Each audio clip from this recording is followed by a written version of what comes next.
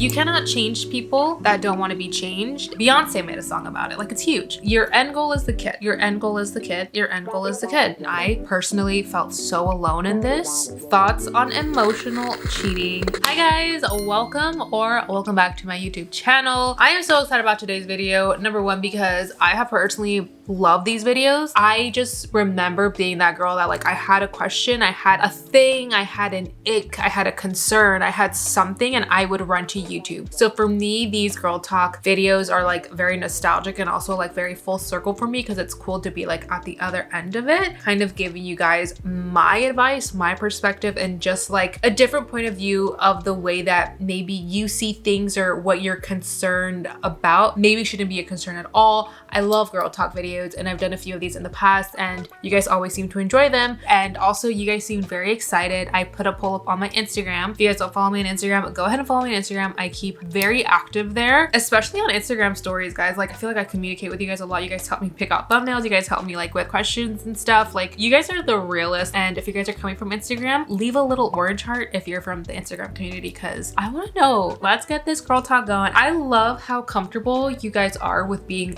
vulnerable with me, because you guys got vulnerable, open, and like deep and straight to the point so quick with these comments. And I'm just honestly so grateful, because I know how hard it is for me to open up. The fact that you guys feel that, I guess, close to me to be able to ask some of the questions that you guys have asked, like, I'm so grateful. There's no judgment. I have been through all of these, like nothing but like respect and so much gratitude from me to you for entrusting me with so many of these questions, because they got deep so quick. Please also do not take my words as law. Take what you can out of this video. If you guys don't fully agree, that's totally okay. We are human beings. We're all different. We're all equipped differently, have different beliefs, different sets of things. Take what you want out of this video. It is my gift to you, but I'm definitely not forcing anything on you guys. Let's keep it positive. Let's keep it light, and let's keep love flowing. The first question that I got that I was like, yo, this is kind of deep, was my BF has trouble loving himself. Is there any way I can help? I don't want to say your name,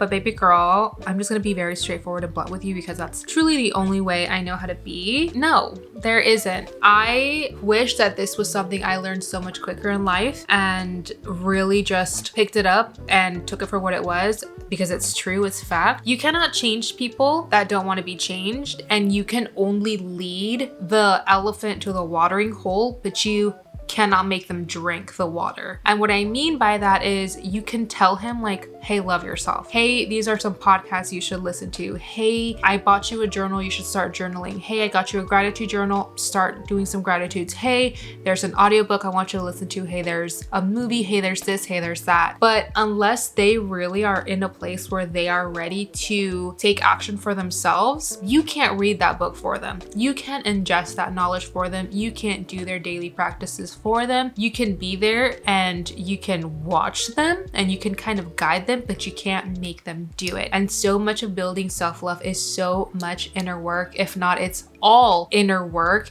and daily actions, as well as like daily physical actions. You have to choose to wake up and choose you and choose your happiness. And you have to choose to wake up and journal, exercise, do all these things that you know will be good for you. You can't force that onto a person. And if you were to try and force that onto your partner, you would be getting in a very dangerous place of mothering your partner, which is not a place you want to be. So at the end of the day, you're not supposed to be their mother. You're not supposed to be their caretaker. You are supposed to be their partner and their support and somebody to lean on while they're going through a challenge.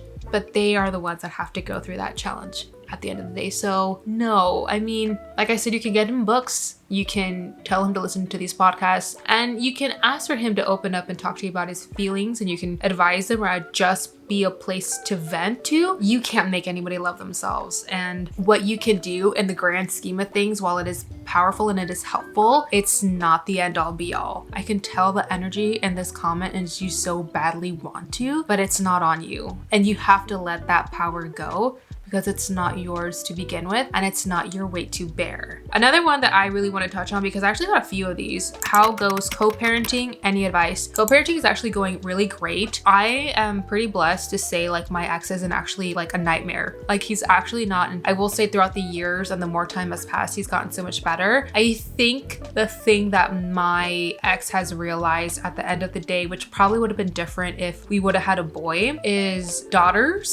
girls need their moms, and Autumn is at that age in her life where she absolutely needs her mom. So he is so good and honestly very respectful at the fact that he's like, yo, there's things that I don't know. So I can't deal with this part of our growing kid. I'm gonna let you take the reins. And I think he's very respectful of that and really receptive of that. I think if we had a boy, it would be different, but thank goodness we had a girl, and we honestly get along really great. I would say that the best thing you can do is over communicate, like over communicate, make sure that you guys are on the same page. There's no need to fight. That is why you guys got out of said relationship, to avoid the fighting and the conflict. Right now, your goal isn't to be the better parent. It isn't to one up the other parent. It should be to raise your kid together to the best of your abilities. That should be the end goal. It shouldn't be putting one down. It shouldn't be making the other person feel less than or crappy parent. At the end of the day, you don't want that, and you don't want your kid growing up in that energy either. Your goal should be, hey, I want to raise this kid to the best of my abilities. How can I facilitate my end so that your end can be facilitated and help me on my end, if that makes any sense? So your end goal is the kid. Your end goal is the kid. Your end goal is the kid. And I think as parents and as partners in any way, so much of life is putting our ego aside. I am a Capricorn saying that, a double Capricorn saying that. Like my ego is, Beyonce made a song about it. Like it's huge. It's hard, but your ego isn't everything. Your kid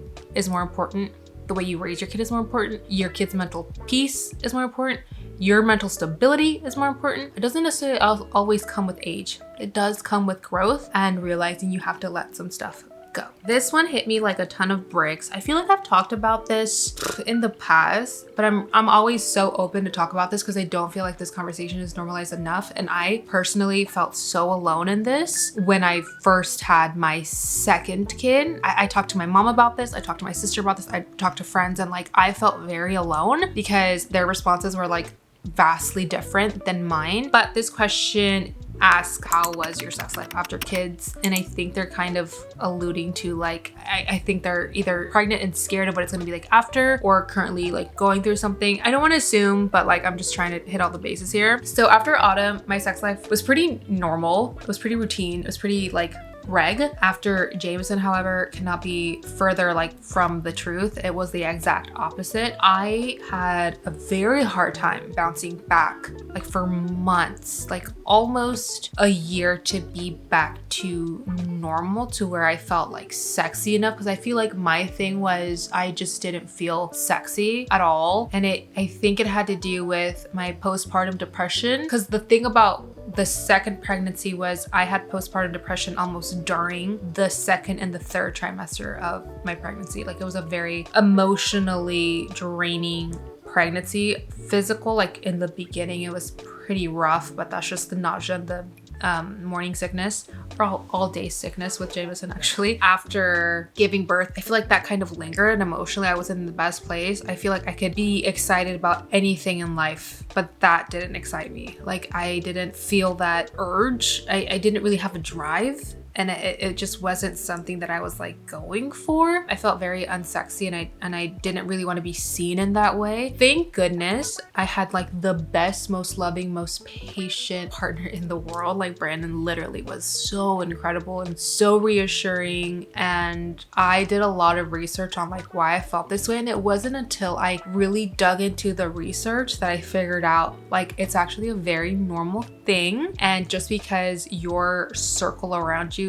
necessarily hadn't experienced it, that doesn't mean it's not a real thing. I looked into it. I started to just change my diet and like really fix my mindset, and I bounced back, I would say, to like it took me 9 months to about a year after giving birth that I was like pretty much back to normal, and it became a very enjoyable thing again. And now we're like amazing, better than ever, I would say. Like, it's definitely like been fixed. Like, it's not even an issue at all. But I really do want to normalize that conversation, that I feel like everybody's different. And if you feel like it's just not something that is on your mind, like, don't force it, guys. Let your body heal. Your body knows what it's doing, and just take care of it in any way you can. I'm so lucky. I had so much help with my kids, like both, and it never got to a point where it was an issue. It was never something that, you know, Brandon never threw in my face. Like, he was actually very compassionate and very sweet and very empathetic. I think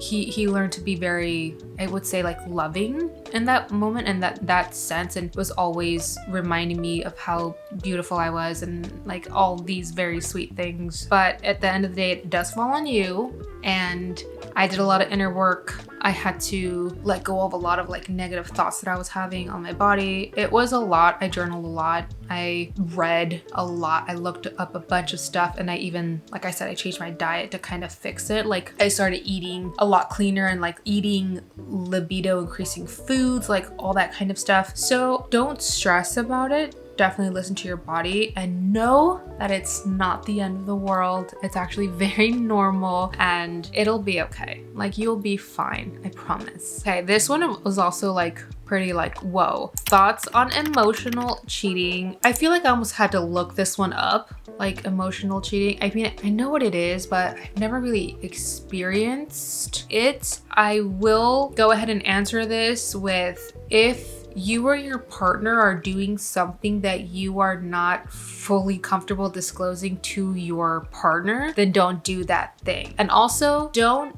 do anything that you wouldn't like to be done to you, period. And I feel like that's such a universal thing that we've learned as kids. Like, don't treat others the way you'd want to be treated, and love others the way you'd want to be loved. Like, that goes for this as well, guys. Like, it's 2023. Like, let's be equal, let's be fair. I'm trying to think, like, I've never been in a place, at least not in my current relationship, really, where I've been like hiding my phone or like hiding my like emotions. Like, I feel like Brandon and I are very open about our celebrity crushes even. Like, I don't really know how to answer this, but like, I'm just gonna blanket it with that. Like, if you are doing something to your partner that you're not comfortable disclosing, whether it be like just DMing somebody else and you're not like disclosing it, stop doing that. Like, that's something that should never be done in a relationship. Like, I have had people DM me and I'll literally show Brandon like, yo, this pickup line really got me like laughing. Like, and I'll show him, or vice versa. Like, he'll show me like, yo, would you respond to this? Like, it's almost like a playful thing. And I've never been in a place where I've felt like I've had to hide something, because I feel like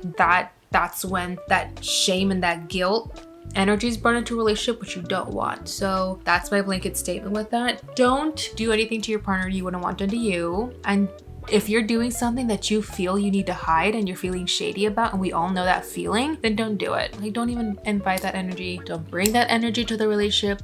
It is not good. It is not healthy. So just don't do it. We have a couple more, because a lot of these are like repeated questions. How can I feel confident in myself? This is also not like a one answer, guys. And I really hope that who wrote this, and a lot of other people who wrote something similar to this, I hope you guys don't ever think that confidence is something you just wake up with and then you just have. Confidence is a muscle that you, like any other muscle you build, you can definitely make it stronger. But if you stop working out that muscle on a regular basis, it doesn't have to be every day, but if you stop working out that muscle on a regular basis and consistently neglect it, you're gonna lose that muscle. So it's just small things. Stop talking down to yourself. Like, I'm not joking. Even if you think you're being funny, like, stop saying things like, oh, I'm so ugly, or I'm so stupid, or I'm such an idiot. Like, literally take those things out of your vocabulary, because your brain does not know what is real and what is a joke. It's just gonna internalize everything you say. Like, if you're trying to manifest money or wealth into your life, stop telling yourself you're broke. Stop saying I'm broke. Stop saying, oh, I'm so bad with money, I'm terrible with money. Same thing with your self-esteem. Stop saying you're ugly. Stop saying you're worthless. Stop saying like people don't love me. Words are so powerful. So start with little things. Start complimenting yourself every single day, even if it's something small and even if it's something you don't believe. Again, your brain does not tell the difference. Your brain doesn't know if you believe it or not. Your brain just knows these are words. And eventually you're gonna start believing it. Eventually, you're gonna start to feel it. And that's when it's gonna become this powerful thing where you cannot disassociate it from your reality. Like,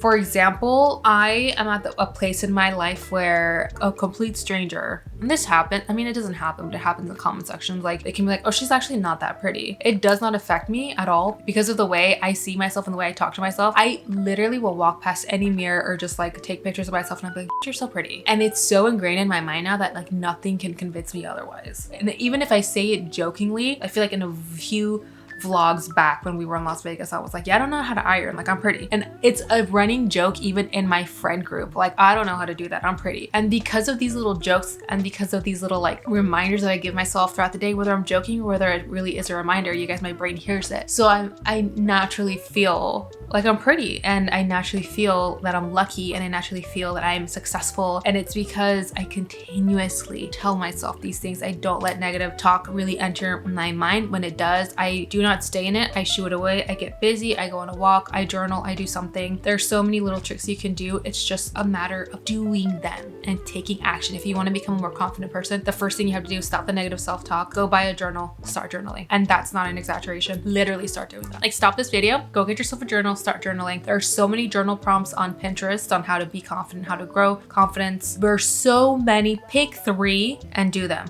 Literally right now. Next one I'm gonna do is how do you manage your stress? Oof. I would say I'm so good. This is 100% me bragging and patting myself on the back, which I feel like as women, we need to do this more, okay? It's cute to be humble. It is adorable to be confident though. Like, I'm just saying. But I will say one thing that I do very well is I manage my stress very well. Because I know in my head, because I've told myself over and over and over again, I'm stressed right now, but I will not stay here for long. Again, words are so powerful. Even if I don't necessarily feel like I'm gonna be fine tomorrow, I'll be fine. And I know what to do. The first thing I do when I'm like beyond stressed is I go on a walk. And you don't even have to listen to anything. Take your headphones if you want to, but I always go on a walk. And if I'm not better by the end of that walk, I shower. But usually by the end of that walk, because naturally your body releases endorphins, I feel better. I feel at least 10% better, and I hold on to that 10%. And then I shower. And in the shower, I talk myself up. I write little hearts in the steam. I write little affirmations. I tell myself like everything's gonna be fine, like everything's gonna be okay, like stop stressing. Worrying does nothing. Worrying will not change the outcome. So why even worry about anything? Like, stop the stress. I literally, like, I feel like when you shower, you also wash off a lot of negative energy. And you might not believe this, but it's something that I have almost persuaded myself to believe. Like, I literally imagine the negativity just kind of washing away. And then after I get out of the shower, I will either journal or I will do something that I really, really enjoy doing. And for me, that's watching TV. Like, I will do something that I love and I'll take my mind off of it. And of course, I'm not gonna watch anything negative. I always put on a show that's funny, that's comforting. And because you've already done the mental work while walking and while you're in the shower, it could be the dumbest show, but you will listen to certain things that they say in whatever you're watching. And it's like, you'll pick up little life lessons, pick up little quotes in there that you're like, oh, I never really thought about that. And your day literally changes and your mood literally changes. And I'm not gonna say you're not gonna feel a little crappy still, because you might, it's normal. Acknowledge that, but just actively choose not to stay in it and tell yourself, I'm not staying in this. I'm giving myself a little break, but I'm not staying in this. I think the way that you manage stress really says a lot about a person. And if you're somebody who handles stress by being the victim and saying, well, this always happens to me and like, I can't control this, like, then it's gonna continue to happen to you. You're gonna continue to be miserable and you're gonna continue to live a life you're not really happy with until you really decide to take action and take some sort of ownership that you kind of caused your stress or whatever it is that you're going through, and that you control your feelings. And if you take that power back, you, like, it says so much about somebody and like their growth in the most positive way. And I say this with all the love in my heart, guys. Like, really practice holding yourself more accountable. Practice like owning up to your mistakes. Practice self-love. Stop playing the victim and just, you guys, life is so short. It's not even worth the stress sometimes. Weight loss after a baby seems so hard. How did you do it? I think you need to work on being very gentle with yourself. All women are different. I've always been the type to lose baby weight very quickly. I breastfed, which helped a lot. I had no idea how much calories you burn every time you feed it a baby, but you burn a lot. It's like something stupid. But I know some women aren't like lucky enough to like be able to breastfeed, or they have a lot of trouble with it, and that does not help. But I will say, and this is something that is like a proven fact, like look this up, guys, it's science. Go on walks, because a lot of the weight that you're carrying after baby is hormonal and stress weight, because your body goes into stress mode and into like keep mode, because your body wants you to gain weight when you're pregnant, because it's good for the baby. It's good for you to help carry literally life. So be gentle on your body and be grateful for it first and foremost. But when you want to lose hormonal weight, and us women, like, we're basically all hormones, walk. If you want to drop weight as a woman who just had a baby, give yourself the 4 weeks to rest, the 4 to 6 weeks. I usually would take 6 weeks off and I didn't exercise or do much at all, but start going on walks. And I think this is where it gets difficult, because someone would be like, I don't have the time to go on walks. Carve out 30 minutes. Walk 30 minutes every single day. What's going to happen is your body as a woman, you're going to release endorphins, and these endorphins are going to fight, like, I think it's like the cortisol in your body, and the cortisol is what helps your weight like stay on. But the more endorphins you release consistently, it's going to make it not only easier for you to lose the weight chemically, but you're also raising your metabolism by walking. So what I would do is I always walk for like an hour a day, because I would go on 2 30-minute walks with my baby in my stroller. Like, I always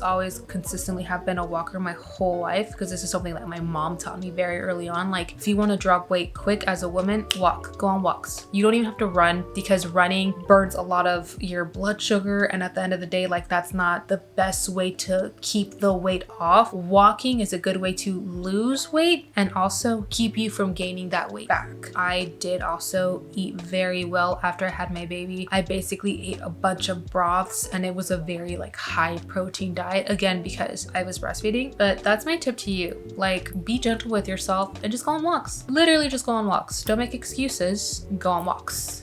That is all I'm going to answer, because I have to go pick up Autumn from school right now. But this was fun. I literally love doing girl talks. If you guys want me to do these more often, like on a monthly basis, when I tell you, I'd be so happy to do that. Like, that would bring me so much joy. Thank you guys so much for all of your questions. Again, a lot of them were repeated. I answered the most repeated ones. So I hope I got to yours. If I didn't, just keep them coming, guys, because I will get to them eventually in another girl talk video or in another Q&A. But I love you guys so much. Be gentle with yourself. Be compassionate. I'm also working through this. Put your egos aside. Love yourself. It's crazy what you deserve. Bye, guys.